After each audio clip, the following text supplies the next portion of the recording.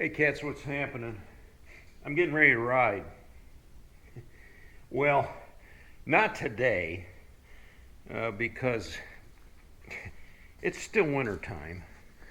I mean, you can see out there, we still got snow.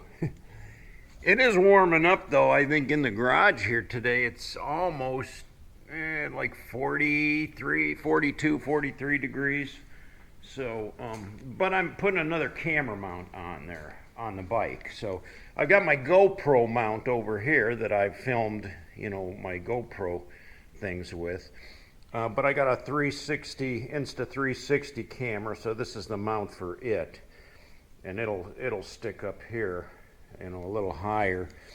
And the cool thing about that is it has an extendable stick. It can go up, I don't know, like 4 5 feet or something like that, and it'll almost do like a drone shot. So I can adjust this thing. I can have the camera out here in front of the bike, and it'll look like, and you'll be able to see me riding the.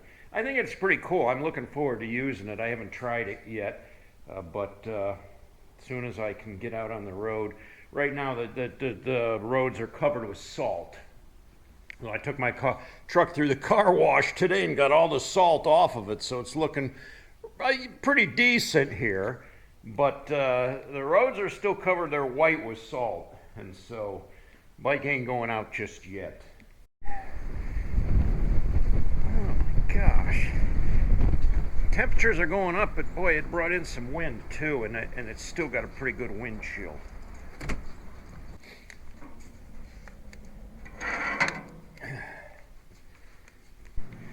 What's happening, cats? How's everybody doing today? Beautiful day, but boy, that wind, whew, cutting cold. So I'll stay in for now. I might bundle up and go out and cut some firewood after a little while here, but I thought, well, I'd take some time and chat with you guys this morning. Some of you guys have, on the comments, have lent some concern to me about my security here.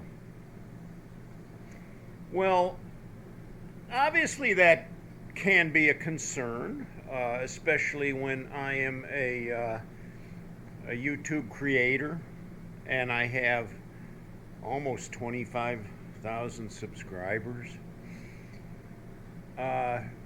So is security an issue to me? Yes, certainly.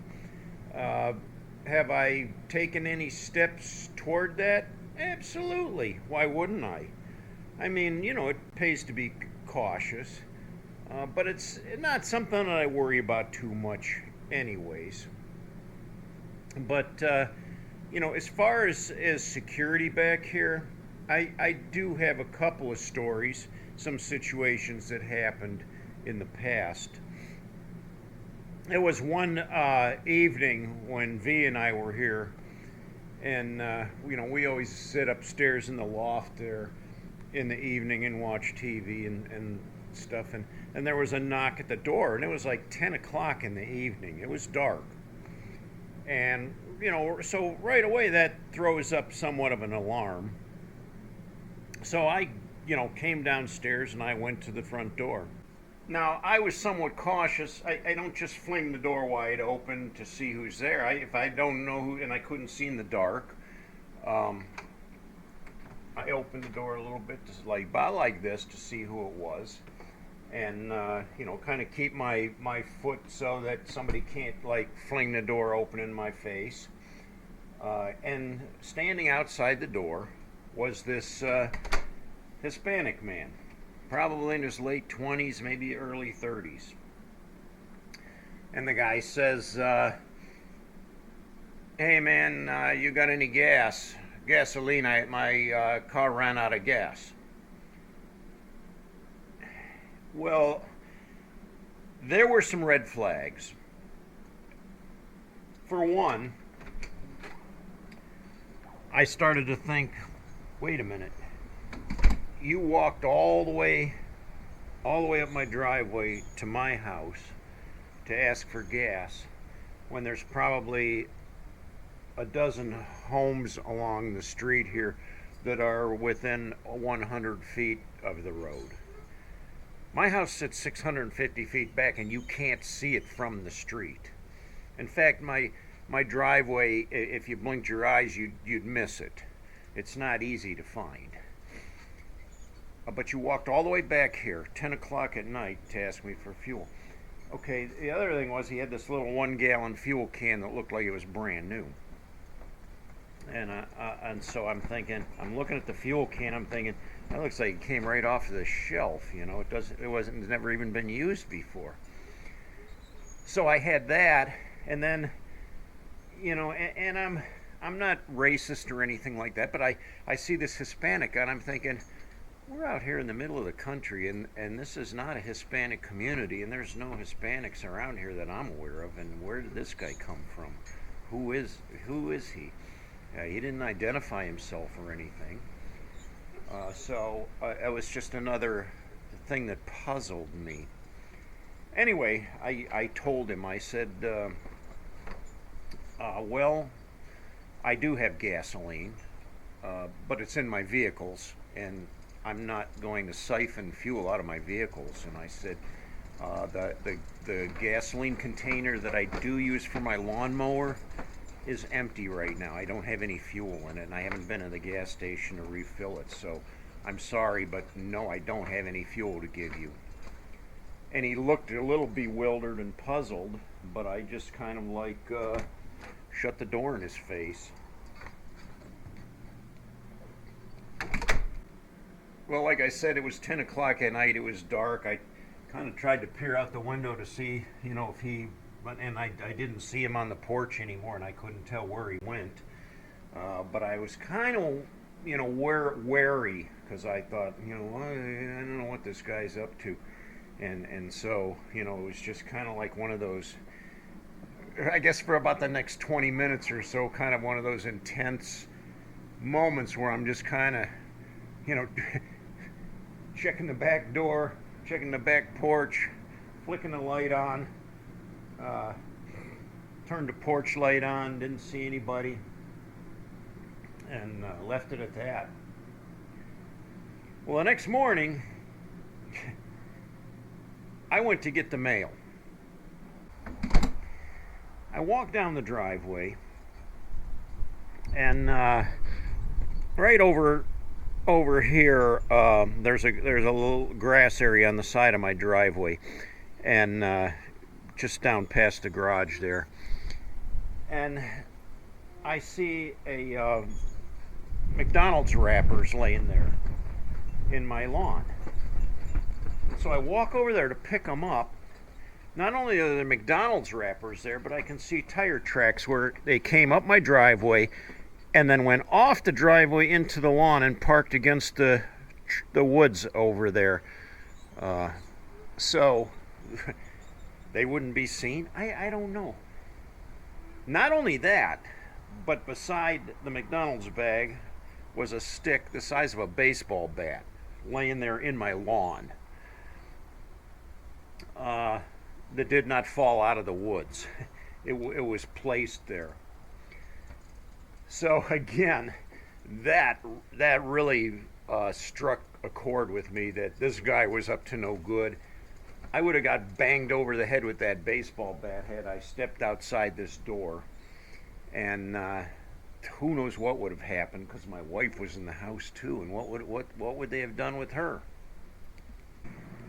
I had another incident many years prior to that, going way back, where this guy came up the driveway and parked right in the middle of my driveway and got out of the vehicle, and he was kind of a seed bag looking guy, not very well kept, and he started walking through my yard over here like he owned the place.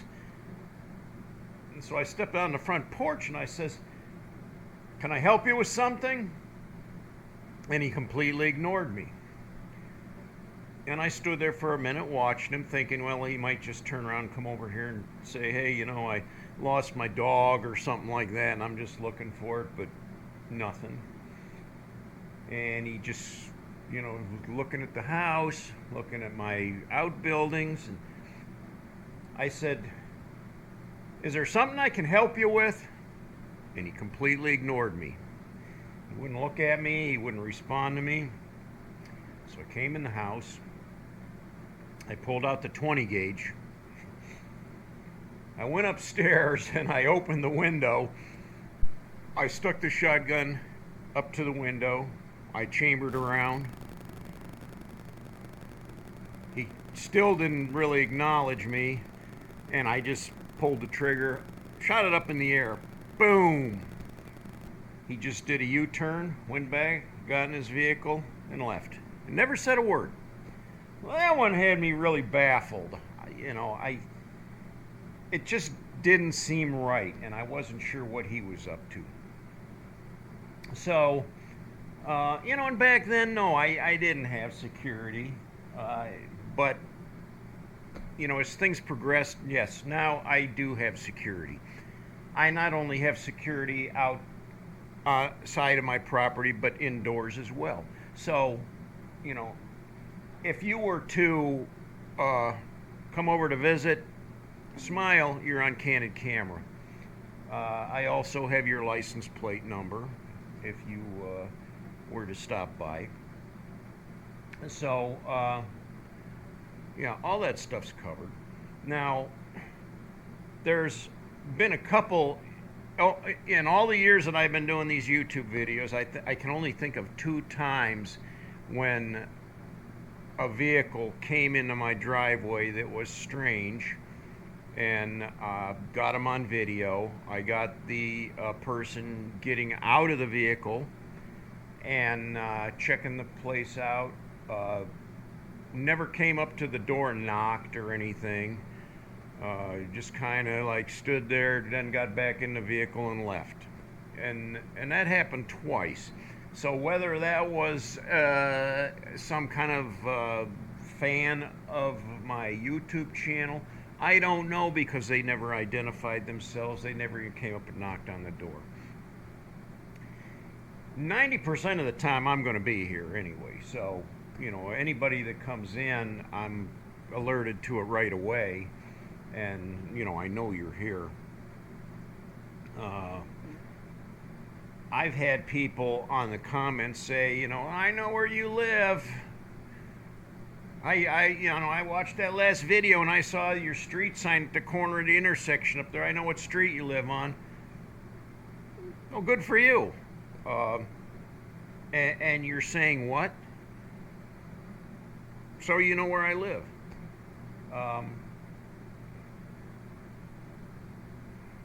You weren't obviously weren't invited over here, but if you did decide to come over without being invited, it may or may not go well for you.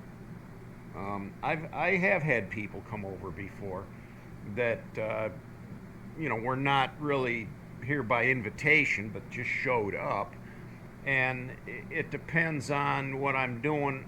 I can be okay with that. Depending on how they approach me or how they introduce themselves or whatever. It's only happened a handful of times. I wouldn't even say a handful of times. I'd say maybe twice since I've had my channel. But as far as as those measures go, again, I got your plate number. I got your make and model of your vehicle. I got a mugshot of you too, so yeah, I get every UPS driver, every FedEx, same thing, so it's no surprise. I would say this much, and I don't mean this in a threatening way or anything, but if somebody were to kick my door in to try to break into my house, probably the first thing they're going to see is the barrel of my 12 gauge. And I would hope they know what the effects of buckshot are, because it's not good. It's not good at all. They probably wouldn't be able to walk after the first shot. So I would hope that would never happen. I don't anticipate that to ever happen. I don't worry about it. I don't fret about it. I don't concern myself over it. But I'm just saying, I'm prepared. I have to be. It would be foolish of me not to be prepared when I'm putting myself out there on YouTube twice a week to thousands of subscribers. Now, when you look at my subscriber base, yeah, I have 24,000 some subscribers. Not everybody's watching my videos. I'm getting I see my views. I'm getting anywhere between 3 to 4,000 views per video. So out of those 25,000 videos, not even 5,000 of them are watching my videos on a regular basis anyway. I wish they were, because it would really help my channel out quite a bit, but they're not. So, I've got that too. I'm not as popular as some people might think I am, and that's fine. I just like doing my videos for a hobby. I don't worry about it too much.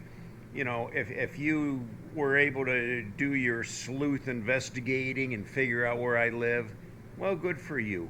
If I wanted to put the effort into it and the detective work, I could find where almost anybody lives nowadays with the internet. And then again, I have connections that can also help me to, find through certain means, to identify who you are. If that was the case, I wouldn't put my effort into that unless I had to. But I have looked up people online before and found them successfully. Some of them take a little more research, but you can find just about anything you want on the internet nowadays. So I know if you wanted to, you could find out where I live and drive. I've had guys say, "Hey, I just drove by your house today." Well, that's good. I'm glad. At least somebody's keeping an eye on it beside me. In this day and age, though, whether it's somebody that has seen my channel or just like this Hispanic guy that came off the street, I'm sure he doesn't even know who Itchymoche is, but he was up to no good and definitely out for trouble. Now those kind of people, I don't want to say losers, but they're desperate enough to pull those kind of stunts. And in the end, where's it going to get them? Obviously, they have no respect for you or anybody else's property. They must not have any respect for themselves as well. Eventually, it's going to catch up with them. I mean, if they continue that kind of lifestyle of taking from others or hurting others or whatever, it's going to catch up with them. I don't live in the big city. I live out here in the sticks in the country. So I know people that live in more residential areas, tighter knit areas, in the city. You may be more prone to those kind of issues than I am out here, but it does happen. It was years and years ago that they uncovered a ring of thefts in the area. People were getting their garages, and not even having their garages broke into, but out in the country, a lot of people will leave their garage doors open. You'll drive down the street and you can look and see their garage door open and see everything they own inside their garage. And so what would happen is these thieves would drive by and case the area and see where these garage doors were open.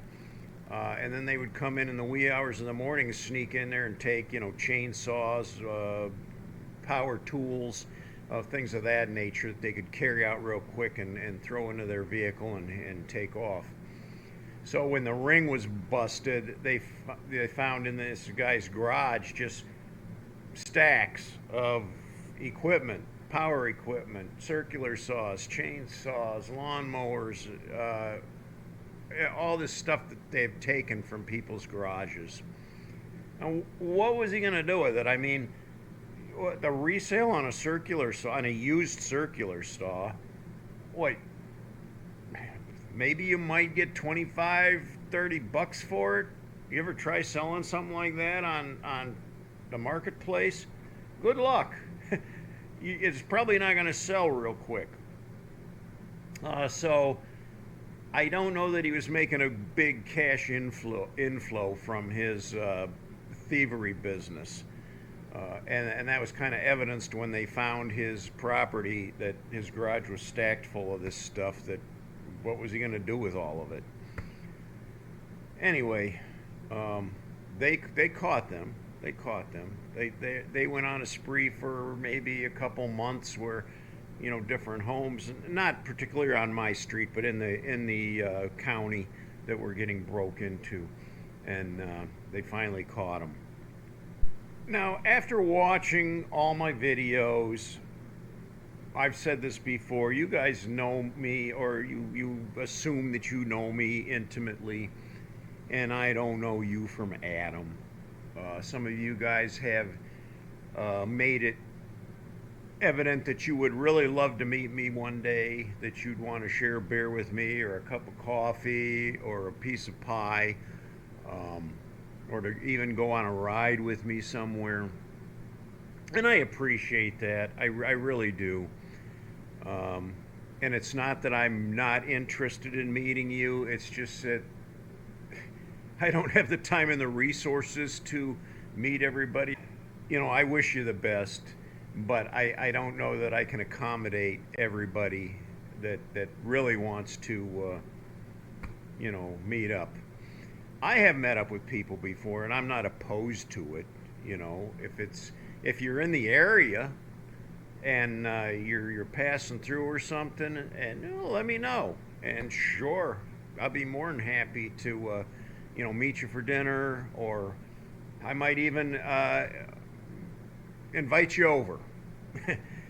But just to open my door and say, anybody that wants, come on over. I can't do that. There's no way I can do that. Well, I do have a pretty good head of common sense and know what I can and can't do. I mean, somebody even commented the other day about, oh, you told us exactly where that folder is. It has all your information in it, and somebody could break into your house and steal that.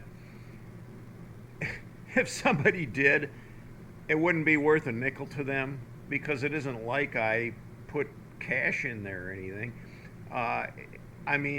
It's for my kids to know what to do after I pass away, to know which bank I use, to know what my retirement pension is. There's no account numbers or anything like that. And for my kids to access that, they have to go through a whole thing of red tape, to show their identification, to prove their relationship to me, and then they have to present the death certificate before they could even, get anywhere. And some of that stuff can take months and months. So for somebody to pull that file thinking, wow, we got all of Itchy's information, not really. There's a lot more to it that I'm just not going to put account numbers and everything out there where they're accessible to anybody. That would be ridiculous. It would also be ridiculous for me to show you my security system and who I use and how I use it and where it is and how you would find it. That's all part of the security, You just don't divulge that information. It's there for my protection, and that alone. So anyway, that's the main discussion today. I'm not worried. I never have been. It's not a concern of mine. I live in rural Ohio. It's very low crime rate out here. I got a tight-knit group of neighbors, and they're always letting me know, hey, were you here yesterday? Because, we saw a truck or something, and, that would let me know, and I'm like, yeah, I was expecting that. Excuse me. So I got that, too. I got some good neighbors, too. And I watch out for them as well. If I see anything suspicious around their place, I'd be quick to let them know. Well, that's all I got for today, cats. Thanks for watching. Thanks for your support. Thanks for hanging in there with me. And until next time, I'll catch you guys all later.